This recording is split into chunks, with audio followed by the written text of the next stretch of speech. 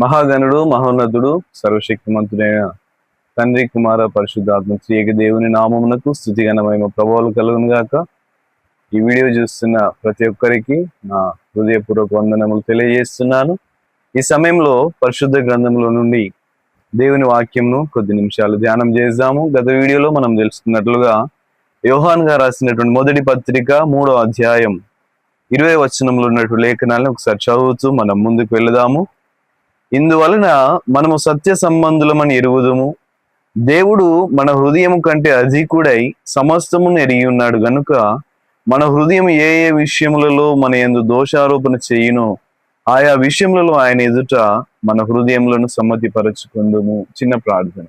మహాగణుడా మహోన్నతుడా మా రక్షకుడా, మీకే స్తుతులు స్తోత్రములు రాజా. ఈ సమయంలో మీ వాక్యమును కొద్ది నిమిషాలు మేము ధ్యానం చేసుకుంటుండగా మీ సన్నిధి కాపుదల మాతో పాటు ఉంచండి.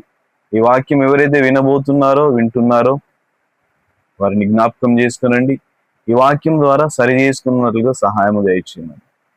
యేసుక్రీస్తు వారి నామంలో వాక్య భాగాన్ని ప్రారంభం చేసుకుంటున్నాము తండ్రి, ఆమేన్. మనం చదివినటువంటి ఈ లేఖన భాగము గత కొన్ని దినములుగా మనం ధ్యానం చేస్తున్నాము. దాని లోతులో ఉన్నటువంటి ఆంతర్యం ఏదైతుందో దాన్ని కూడా మనం ధ్యానం చేస్తున్నాం.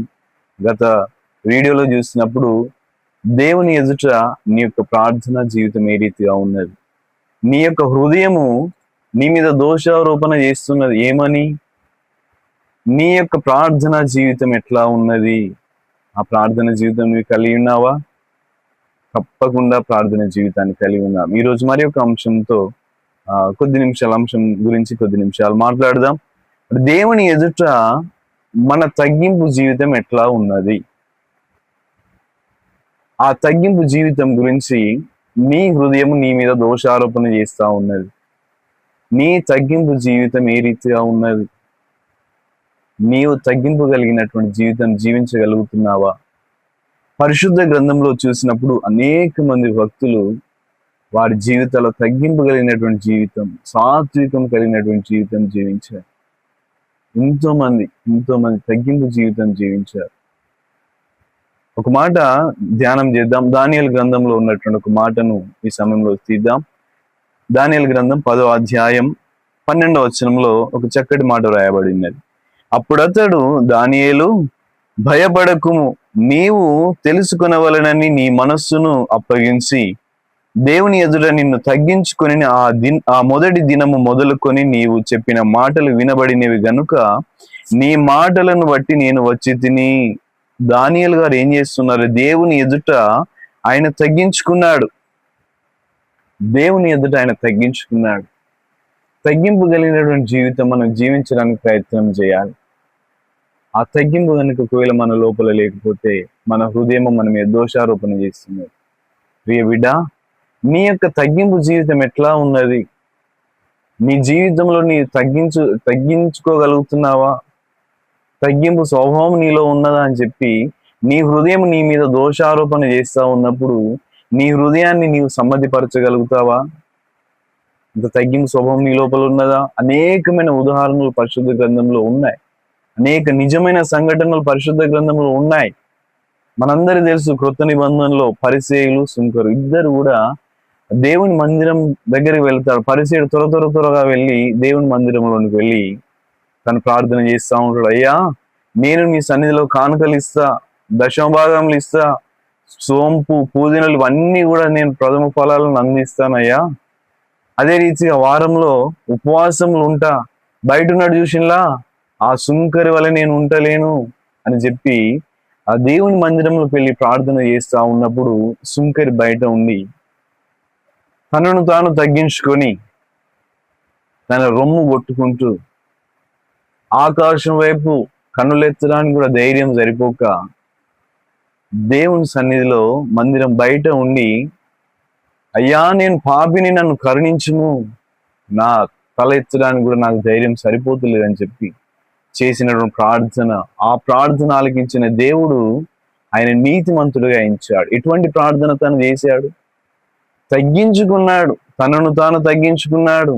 దేవుని లేఖనాలు సెలవిస్తున్నాయి, తనను తాను తగ్గించుకున్నప్పుడు ఆటోమేటిక్గా దేవుడు ఏం చేస్తారు? వాళ్ళని హెచ్చిస్తాడు. ఒకవేళ నీవు హెచ్చింపు కలిగినటువంటి ఆలోచన నీ లోపల ఉంటే దేవుడు ఆటోమేటిక్గా ఆటోమేటిక్ ఏం చేస్తాడు? తగ్గించేస్తాడు. పరిశుద్ధ గ్రంథం నెబుకద్నెజర్ అనేటువంటి రాజు కూడా మనకు తెలుసు.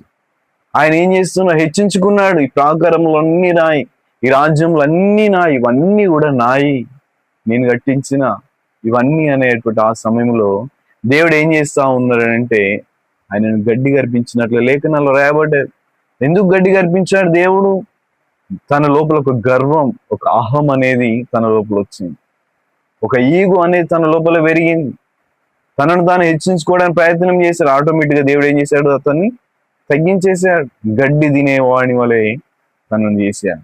దేవుని సన్నిధిలో ఉంటున్నటువంటి మరి మనము తగ్గించుకోవడానికి ప్రయత్నం చేయాలి. మనల్ని మనం తగ్గించుకోవాలి. ఏ రీతిగా తగ్గించుకోవాలి? నేల మట్టుకు తగ్గించుకోవాలి. దేవుని లేఖనాలు సెలవిస్తున్నాయి. అనేక రెఫరెన్స్లు ఉన్నాయి, చెప్పడానికి సమయం లేదు కనుక కొద్ది నిమిషాలు ఈ వాక్యాన్ని ధ్యానం చేయాలని ఇష్టపడుతున్నా. మనల్ని మనం తగ్గించుకోవడానికి ప్రయత్నం చేయాలి. ఈ లోకాన్ని రక్షించడానికి వచ్చినటువంటి యేసుక్రీస్తు ప్రభువు వారే తగ్గించుకున్నారు కదండి. ఏ రీతిగా తగ్గించుకున్నారు? తన యొక్క శిష్యుల పాదాలు కడిగారండి.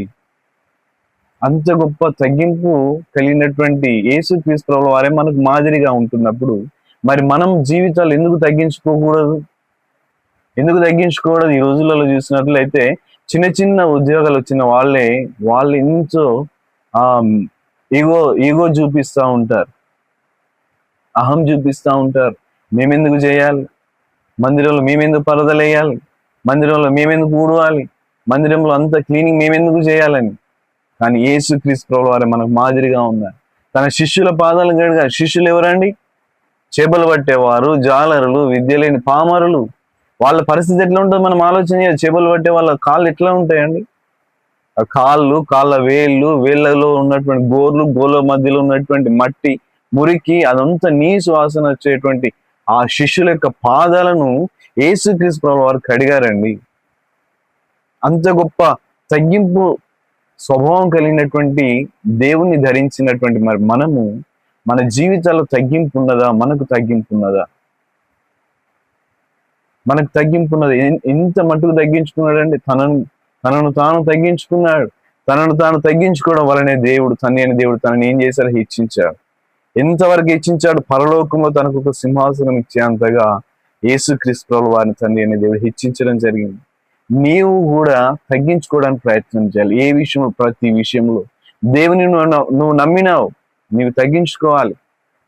యేసుక్రీస్తుని నమ్మినావు, నీవు తగ్గించుకోవాలి. ఆయన అడుగు జాడలు నడుస్తున్నావు, నీవు తగ్గించుకోవాలి. ఆయన నీకు ఒక మోడల్, ఒక మాదిరిగా ఉన్నాడు, నీవు తగ్గించుకోవాలి. ఆయన నీవు మాదిరిగా పెట్టుకొని నీ లోపల తగ్గింపు స్వభావం లేకపోతే నీ హృదయం నీ మీద దోషారోపణ చేయదా? ప్రియ బిడ్డ అని నీ హృదయం నీతో చెప్తుంది. నీవు తగ్గింపు జీవితం కలిగి ఉన్నావా అని చెప్పి నీ హృదయం నిన్ను అడిగితే నీ హృదయానికి నీవేం సమాధానం చెప్తావు? దేవుని ఎదుట నీవు ఏ రీతిగా సమ్మతిపరచబడతావు? ఒక్కసారి ఆలోచన చేయవా? అదే రీతిగా అబ్రహాం గారి గురించి కూడా మనం తెలుసుకోవచ్చు. ఇంకా అనేక విషయాలు ఉన్నాయి, కానీ సమయం లేదు కనుక కొద్ది నిమిషాలు నేను వాక్యభాన్ని పంచుకుంటాను. అబ్రహాము లోతు గారి విషయంలో సొదొమ గొమొర్రా పట్టణాన్ని ఆ ముగ్గురు దేవదూతలు వచ్చి పాడు చేయాలని ఒక ఆలోచన వారి లోపల వచ్చినప్పుడు ఆ దేవదూతలతో అబ్రహాం గారు మాట్లాడుతున్నారు. ఏమని మాట్లాడుతున్నారు అని అంటే, ఒక 5 ఉంటే, ఒక 50 మంది ఉంటే, ఒక 40, ఈ రీతిగా తగ్గించుకుంటూ వచ్చి చివరిలో వచ్చేసరికి నీ పాదధూళినైన నేను నీతో మాట్లాడటకు తెగించుచున్నాను అని చెప్పి తండ్రి అని దేవుని ఒక మాట అంటారండి. పరిశుద్ధ గ్రంథం చదివితే లోతైన మర్మాలు దేవుడు మనకు బయలుపరుస్తాడు. నీ పాదధూళినైన నేను నీతో మాట్లాడడానికి తెగించుచున్నాను అంటున్నాడు. ఆయన ఎంత మట్టుకు తగ్గించుకున్నాడు ఒకసారి ఆలోచన చేయండి. దేవుని యొక్క పాదాలకు ఉన్నటువంటి ధూళితో సమానంగా ఆయన పోల్చుకున్నాడు. అంత మట్టుకు తను తగ్గించుకున్నాడు. మనం తగ్గించుకోగలుగుతాం ఆ రీతిగా? తనను తాను తగ్గించుకోవడం వలననే తండ్రి అని దేవుడు తనని ఏ రీతిగా హెచ్చించాడంటే, విశ్వాసులకు తండ్రిగా దేవుడు తనను నిర్ణయించాడు. దేవుడు తనని విశ్వాసులకు తండ్రిగా నియమించాడు. విశ్వాసులకు తండ్రి. ఏ విశ్వాసులకు? మన ప్రపంచంలో 242 దేశాలు ఉన్నాయండి. ఆ 242 దేశాలలో ఉన్న ప్రతి ఒక్క ప్రజలకు ఆయన తండ్రిగా దేవుడు తనని నిర్మించాడు. ఎంత గొప్ప ధన్యత, ఎంత గొప్ప భాగ్యం! ఒకసారి ఆలోచన చేయండి. మన జీవితాల్లో తగ్గింపు స్వభావం ఖచ్చితంగా ఉండాలి. దేవుని ఎదుట మన యొక్క హృదయం ఏ రీతిగా ఉన్నది? దేవుని ఎదుట మన యొక్క తగ్గింపు జీవితం ఏ రీతిగా ఉన్నది? మన హృదయం మన మీద దోషారోపణ చేస్తా ఉన్నది. దేవుని యొక్క న్యాయపీఠం ఎదుట ఒక రోజు నిలబడబోతా ఉన్నాం. అక్కడ నిన్ను నీ హృదయం అడుగుతుంది. నీ యొక్క హృదయానికి నీ సమాధానం చెప్పే రీతిగా నీవు ఉన్నావా? అటువంటి తగ్గింపు స్వభావం నీ లోపల ఉన్నదా? ఒక్కసారి ఆలోచన చేయవా? నీ దేవుడే నిన్ను రక్షించడానికి వచ్చినటువంటి యేసుక్రీస్తు ప్రభువు వారే తగ్గించుకున్నారు. ఆయన తగ్గించుకున్నారు. ఆయన కంటే గొప్ప గనులం కాదు, గొప్ప శ్రేష్ఠులం కాదు. మనం ఎంత అండి మన జీవితాలు? ఆయన మన కొరకే రక్షకుడుగా వచ్చి మనకు మాదిరిగా ఉన్నాడు. ఒక మంచి స్వభావాన్ని మనకు చూపించాడు. మంచి మాదిరిగా, ఒక మోడల్ గా తను మనకు ఉంటున్నప్పుడు తన అడుగు జాడలో నడిచేటువంటి మరి మనం అందరం కూడా ఆయన స్వభావాన్ని ధరించుకోవాలి. ఆయన కలిగి ఉన్నటువంటి ఆ తగ్గింపు జీవితాన్ని మనము కలిగి ఉండడానికి ప్రయత్నం చేయాలి. ఎందుకొరకనంటే తనను తాను తగ్గించుకుంటే వాడిని దేవుడు ఆటోమేటిక్గా హెచ్చిస్తాడు. అంతే, ఆటోమేటిక్గా ఆయన హెచ్చించేవాడుగా ఉంటాడు. ఈ లోకంలో ఎన్నో రకాలుగా మనల్ని రెచ్చగొట్టేటువంటి పరిస్థితులు మన జీవితంలో ఎదురవుతూ ఉంటాయి. కానీ మనం తగ్గించుకునే ఉండాలి, సాత్వికంతో ఉండాలి. దేవుడు మనల్ని తగ్గించుకోమనే చెప్పాడు. తగ్గించుకోకుండా హెచ్చులకు పో, అక్కడిక్కడికి పో, ఆ రీతిగా ఉండని దేవుడు ఎక్కడ నీ గురించి చెప్పలే. నీవు తగ్గించుకో, అప్పుడు నేను హెచ్చిస్తాను దేవుడు నీతో స్పష్టంగా మాట్లాడుతున్నాడు. కనుక ఈ సందేశం వింటున్న ప్రియ దేవుని బిడ్డలారా, దేవుడు నీతో మాట్లాడుతున్నటువంటి సమయం.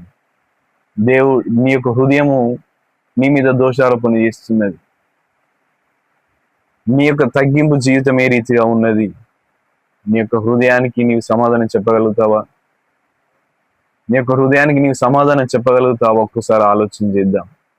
ఒక్కసారి ఆలోచన చేద్దాం. నీ యొక్క హృదయానికి నీవు సమాధానం చెప్పాలి.